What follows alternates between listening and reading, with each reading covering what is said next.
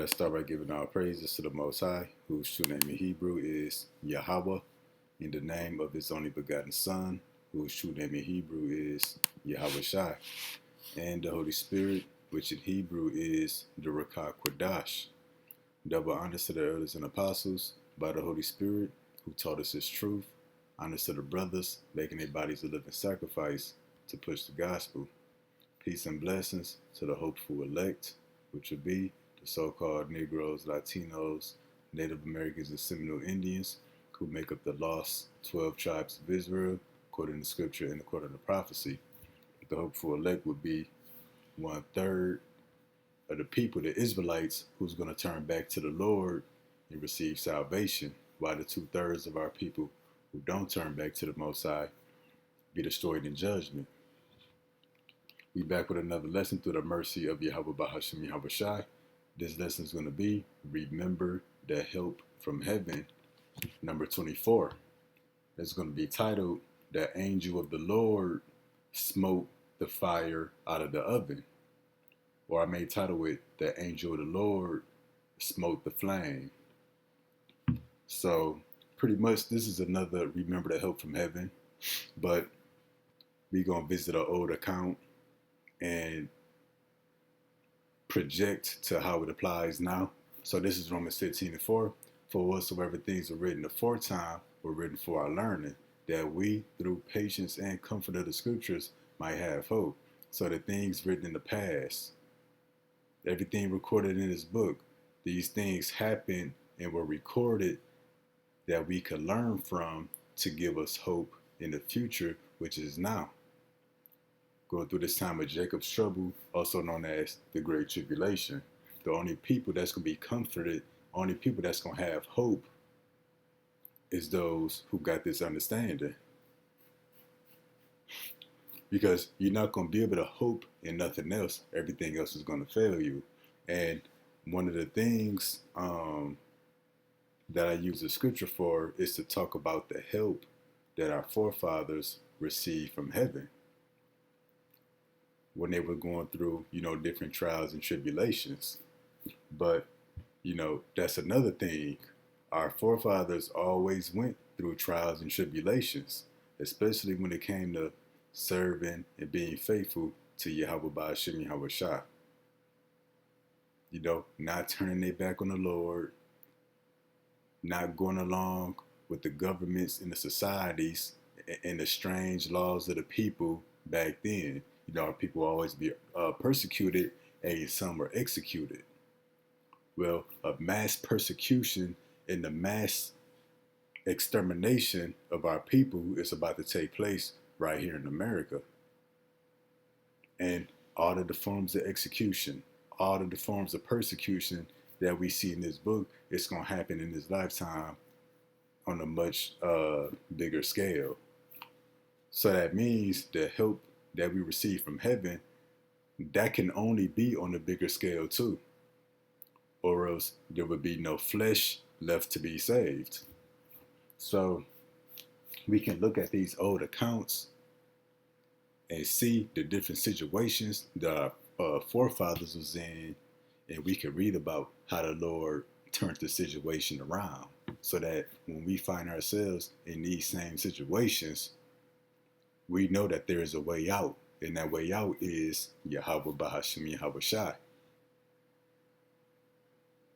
The things that we're going to be in, it's going to be nothing that we can do to get ourselves out of it. It's going to be nothing else that anybody else can do. But it's going to be easy work for Yahweh Bahasham Yahweh Shai. So we're going to get the account in which the 3 Israelites were thrown into the fiery furnace. And then we're going to talk about why that's relevant today. So we're going to go straight to the point, a little backstory. Their Babylonian names were Shadrach, Meshach, and Abednego. They refused to bow down to the golden statue of Nebuchadnezzar. How does that apply today? Well, we're going to refuse the mark of the beast, which is the RFID microchip that goes in the right hand and the Neuralink brain chip. And the thing about the golden statue of Nebuchadnezzar whoever refused to bow down and worship it were to be executed. When you read, I believe, Revelation 6 and 9 and Revelation 20 and 4, it tells you those who refuse the mark of the beast, which is the RFID microchip and the neural brain chip, hey, they're going to be executed. But straight to the point, Shadrach, Meshach, and Abednego answered and said to the king, O Nebuchadnezzar, we are not careful to answer thee in this matter. If it be so, our God, whom we serve, is able to deliver us from the burning fiery furnace, and he will deliver us out of thine hand, O king.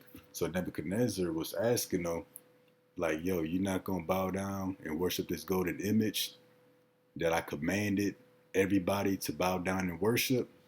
And they told him, like, Nebuchadnezzar, hey, we not going to worship like everybody else. You know, rather the Lord deliver us or not, we're not going to worship your golden statue. And we need to be in that same spirit when it comes to this mark of the beast, the RFID microchip and the neural brain chip that they're going to try to force on all people. It says, but of not be it known unto thee, O king, that we will not serve thy gods, nor worship the golden image which thou hast set up. So yeah, receiving the RFID microchip, that's a form of worshiping strange gods, which that god would be Esau. And the image today would be the RFID microchip. Then was Nebuchadnezzar full of fury, and the form of his visage was changed against Shadrach, Meshach, and Abednego, because formerly Nebuchadnezzar favored these three, but now he was furious with them. Therefore he spake and commanded that they should heat the furnace 17 times more than it was wont to be heated. So they turned the fiery furnace up just to throw them in it. But we will continue to verse 21. And he commanded the most mighty men that were in his army to bind Shadrach, Meshach, and Abednego, and to cast them into the burning fiery furnace. Then these men were bound in their coats, their hosen, and their hats, and their other garments, and were cast into the midst of the burning fiery furnace. So this ain't just a bedtime story. This is real history. This was written to give us hope today. Because this method of execution, being burnt alive or threw into a fiery pit, is not limited to the ancient world.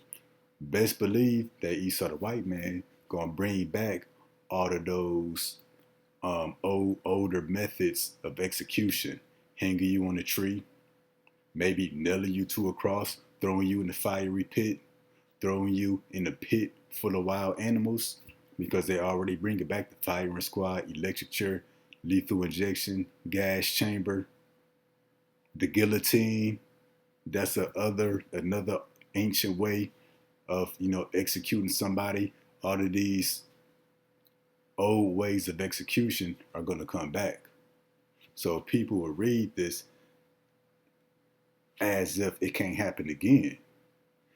But I got a little video that we're going to show. So lately we've been talking about these mass deportations, how they've been targeting the 12 tribes, so-called Negroes, Latinos, Native Americans, and Seminole Indians. And what they're doing really is trying to gather us up, trying to round us up, get us all in one place. And then not only that, they want to take away the 14th Amendment, birthright citizenship. So although we've been here for generations, born in America, they want to deem us not U.S. citizens. Because if we not considered U.S. citizens, then we have no privileges, no rights, no protections. And then they can do, whatever they please to us. And then it talks of FEMA death camps, detention centers that they ready to start using. And just so happen, the people that they want to throw in there be the so-called Negroes, Latinos, Native Americans. None about the Chinese, none about the Middle Easterns, none about the Japanese, the Koreans, just the 12 tribes. Well, not only, what you think they're going to do to us in these FEMA death camps? They're not going to take care of millions of people forever. That's too many mouths to feed. That's going to be costly. Not to mention, they want to bring back public executions, group executions. They're going to be executing us, by the tens, by the hundreds, possibly by the thousands. And that's what this was in the book of Daniel when they threw Shadrach, Meshach, and Abednego in the fiery furnace. That was a group execution. And it was a public execution because people were watching. They're trying to make an example out of these men. They're going to try to make examples out of us on what happened if we don't go with a new world order, get the RFID microchip, if we don't reject the faith of Yahweh Bashim Yahweh Shai. They're going to try to make an example out of us. So let's hit verse 21 again, then I'm going to get this video clip.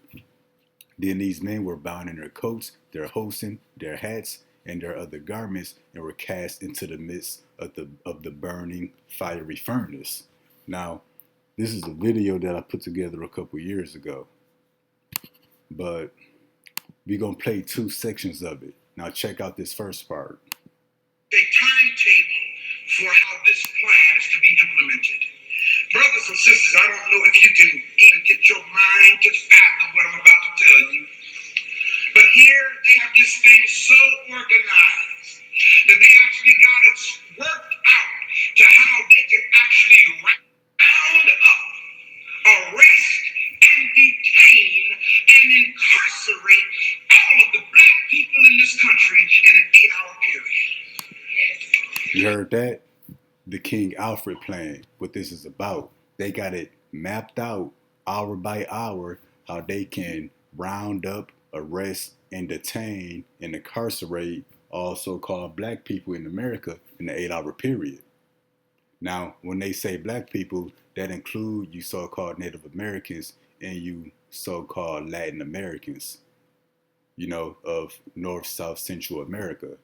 Y'all included in that too. Well, it proves it because they already rounded y'all up. So-called natives, so-called Latin American tribes, they already rounded y'all up.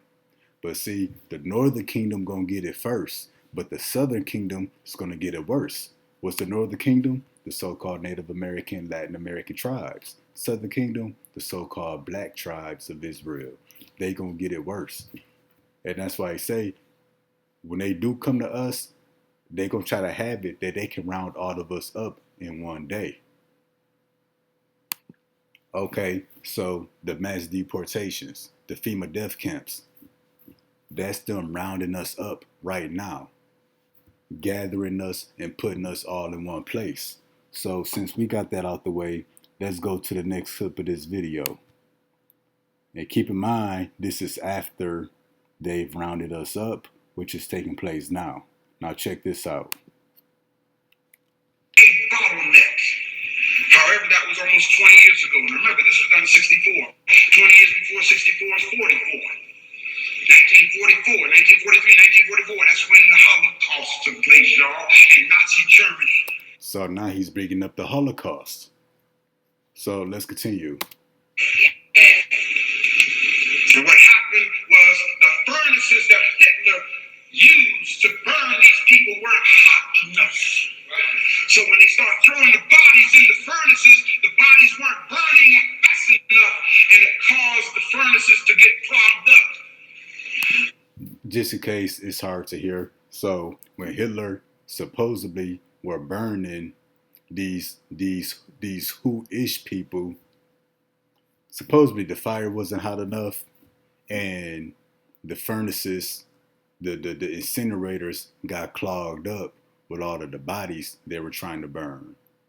And because, these furnaces, these fire pits were clogged up, it put the fire out. All of the smoke, the dust, the burned bodies put the fire out. But check this out.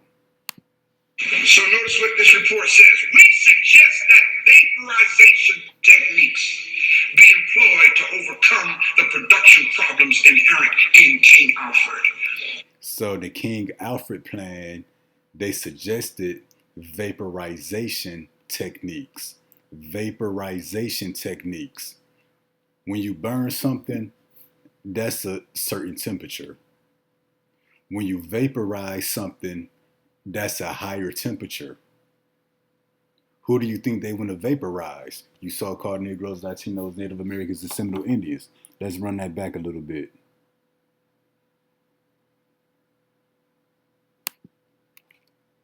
So when they start throwing the bodies in the furnaces, the bodies weren't burning up fast enough, and it caused the furnaces to get clogged up.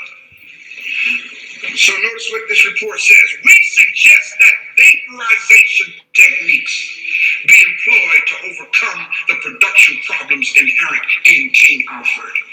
What does that mean? So what Hitler was doing, that was all practice for now. And we the real Jews, we the real Israelites. So we're going to experience a real extermination, a real Holocaust. What Hitler so-called did, that was all for play, that was for fake. It's going to be nothing in comparison to what they do to us. For starters, with Hitler, they used a fiery furnace to burn the people. Well, when it comes to us, the solution is to not burn the bodies, but vaporize the bodies. Now let's continue.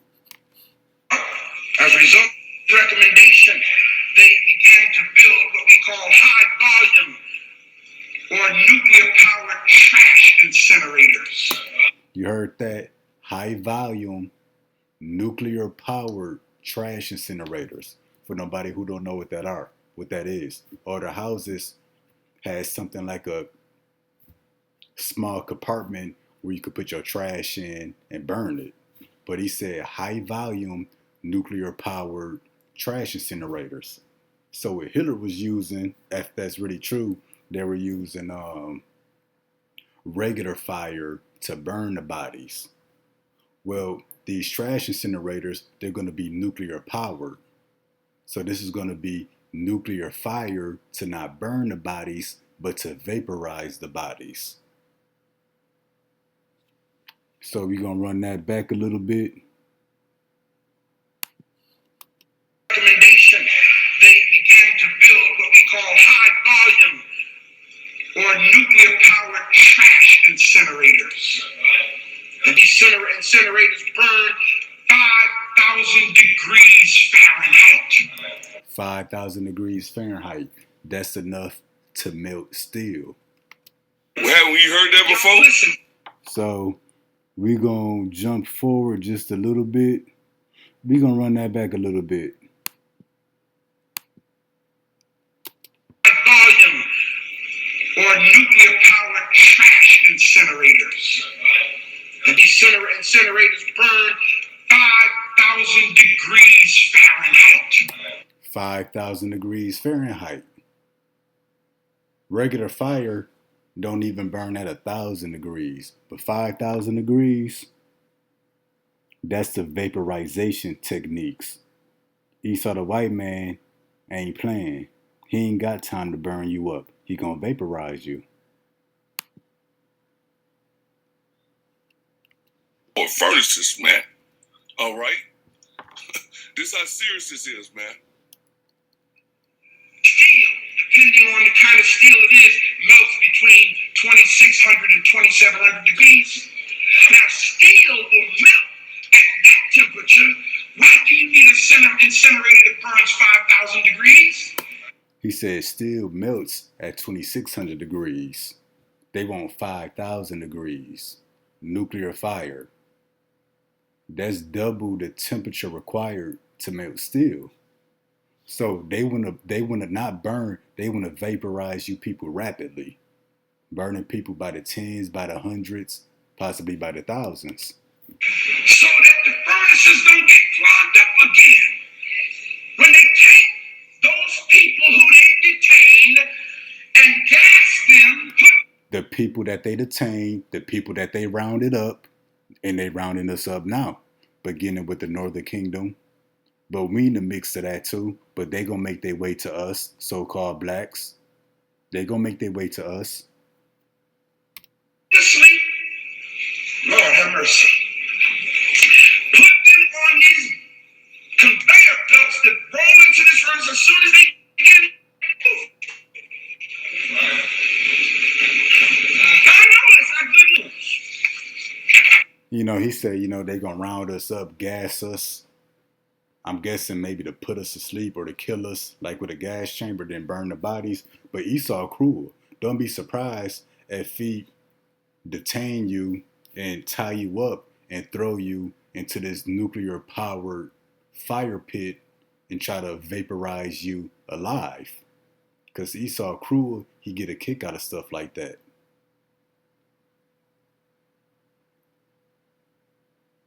Esau not gonna be playing, he move it against the clock. He ain't got time to put us to sleep, then burn us. No, he's gonna be burning people alive.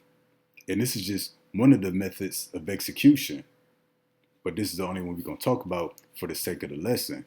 So back to verse 21. Then these men were bound in their coats, their hosts, and their hats, and their other garments. They were cast into the midst of the burning fiery furnace. But remember, the things written aforetime was written for our learning. The Lord had this recorded in the scriptures so that we know what to expect in the future when this great persecution comes. But also the Lord is going to put in the scriptures how he came through and delivered these men so that we can have some hope if we encounter this situation. Because we will, you know, some of us. But if you don't encounter this, it's going to be something else. So now we're going to get the book of 2 Maccabees chapter 7 real quick. But Maccabees had ever sure confidence that the Lord will help him. And we suppose to have that same faith, that same confidence. Wherefore he exhorted his people not to fear the coming of the heathen against them. The heathen is already coming up against us. ICE, the National Guard, Border Patrol. They taking American citizens and making them bounty hunters. Not to mention, you got the military police and the UN troops that's going to be on the way. Don't fear the coming of the heathen. They coming and they will continue to come until eventually they come full force. Now, some of us will get away, but some of us going to get snatched up real quick. And, you know, we going to jump here, Revelation 2 and 10. For none of those things which thou shalt suffer. Behold, the devil, who is the white man, shall cast some of you into prison. This ain't your local county jail or a state prison. This is a FEMA death camp where mass executions and extermination and experimentation is going to be taking place.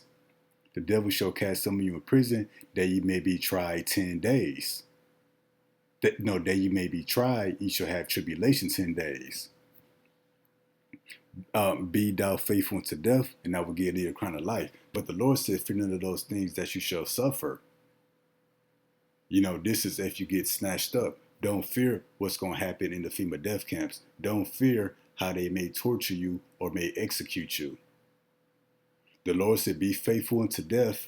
You know, if that's your story, you gotta die, you know, for the truth, for Yahweh Bashim Yahweh Shah, you know, be faithful unto death, because you're gonna get that crown of life.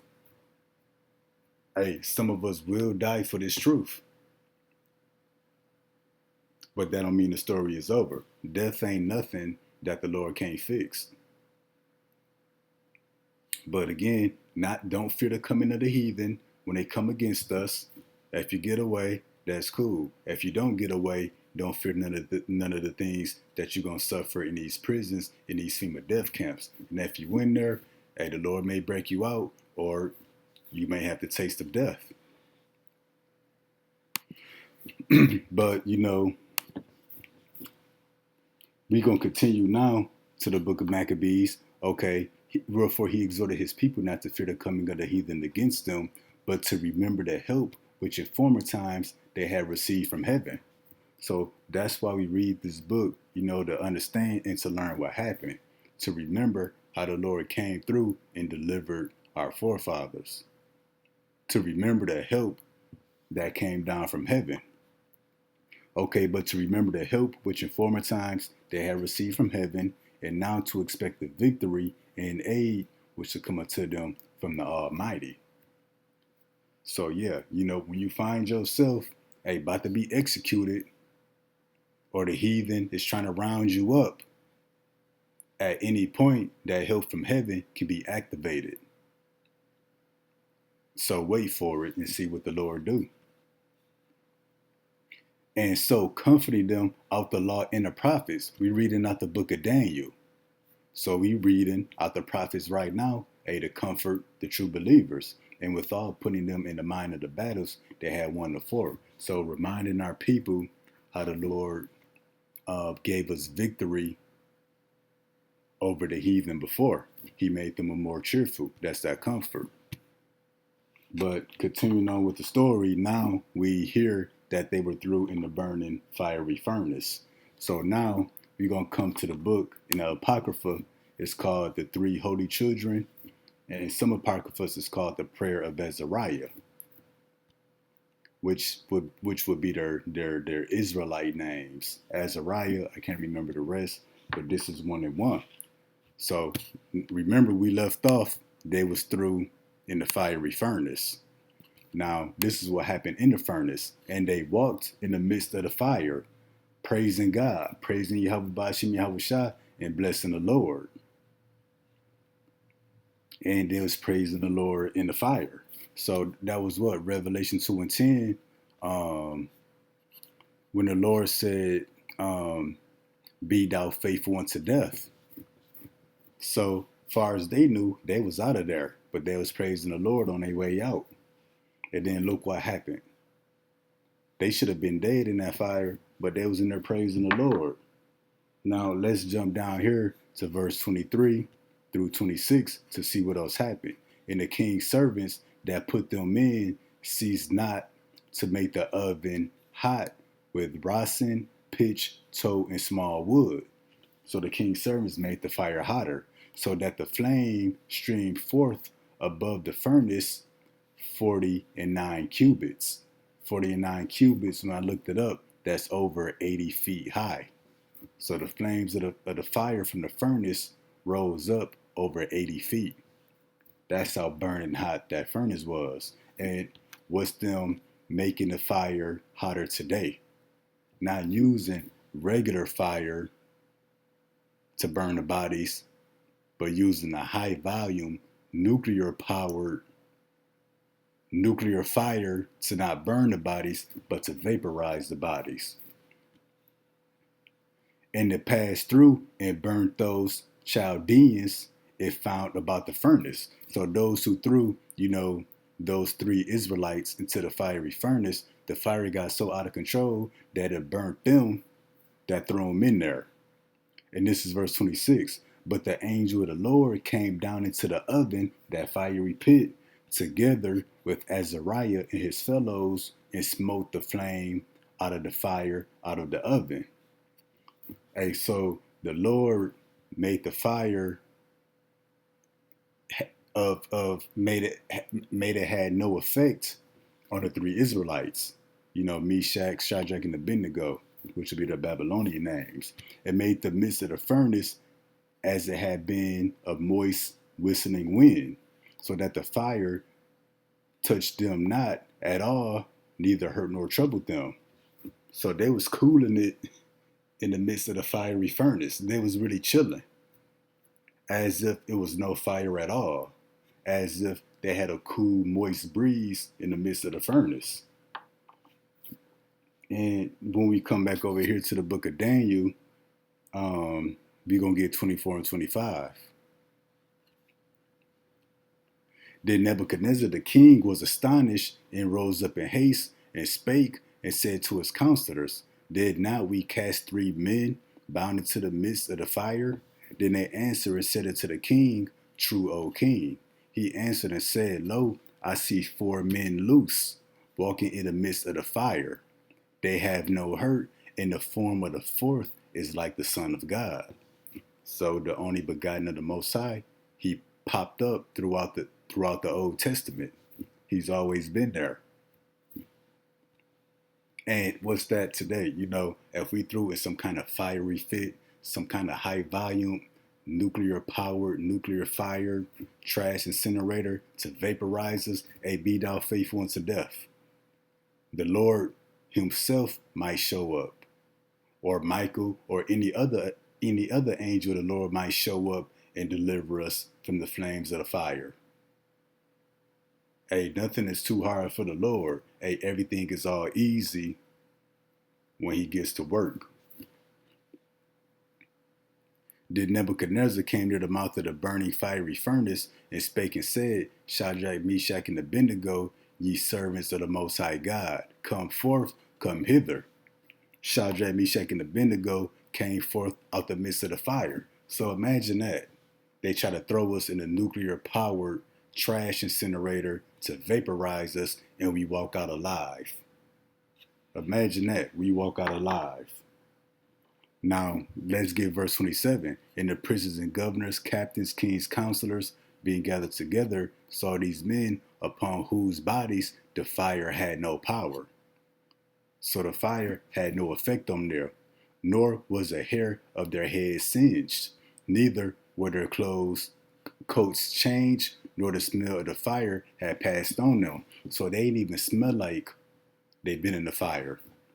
They didn't even had a smell of smoke on them. Nothing was singed, burned. They was completely untouched coming out of that fiery furnace. How did this apply today? Whatever form of execution Esau want to execute us with, we come out the nuclear fire trash incinerator alive, not touched by the flame. Not one hair on our body singed or our clothes. That's how it applies today. But that's not just limited to a trash incinerator, a fire pit. Hey, they could throw us in a pit full of wild animals, the firing squad. The Lord gonna come through. And we gonna get Ecclesiastes 1 and 10. Is there anything whereof it may be said, see, this is new? So when you see other people bodies burning up in these nuclear powered fire pits, vaporized, instantly, turned to ash, turned to dust instantly. But you throw some of the elect in there, the true believers of Yahweh Ba'Shem Yahweh Shah, and they walk out of that nuclear fire trash incinerator. People gonna be astonished. They've never seen nothing like it before. But the scriptures say, is there anything of whereof it may be said, this is new? So the people would never see nothing like it. But it's nothing new. It had been already of old time, which is before us. So our people been walking out of fiery pits. They been walking out of a den full of lions. They've been escaping the wrath of entire militaries. So, the Lord did it before. It's nothing for him to do it again. Plain and simple. The Lord popping up in the fiery furnace, that's not just reserved, limited to the Old Testament. The Lord gonna pop up again in all types of scenarios that we gonna be in. Hey, the Lord and the holy angels gonna pop up because the Lord ain't coming alone. So when we supposed to be executed, but we walk out alive, untouched, people gonna be shocked. They're gonna be confused. But we know perfectly well, what happened. So again, the things written aforetime was written for our learning, that through patience and comfort of the scriptures, we might have hope. So, hey, when they crank up those nuclear powered trash incinerators, hey, we got hope. Hey, the Lord can come through. If not, we still not gonna bow down and go along with Esau's new world order. Because death is not the end of your story if you're a true believer in Yahweh Ba'Shem Yahweh Shah. It's just a brief pause. Those who die for the names of Yahweh Ba'Shem Yahweh Shah, ain't gonna be the first ones in those new glorious bodies. So Lord willing, that's informative, comforting. Till next time, Shalom.